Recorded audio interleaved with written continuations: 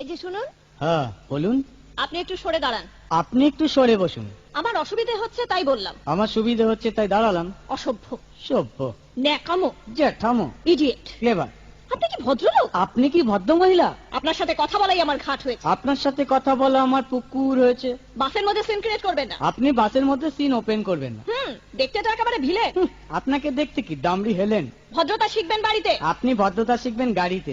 আপনার কোনো কাণ্ডজ্ঞান নেই। আপনার কোনো সাধারণ জ্ঞান নেই। সকালবেলা কি কচু খেয়ে এসেছেন? আপনি কি সকালবেলা খালি পেটে এসেছেন? ঠিক আছে ঠিক আছে। হয়েছে হয়েছে।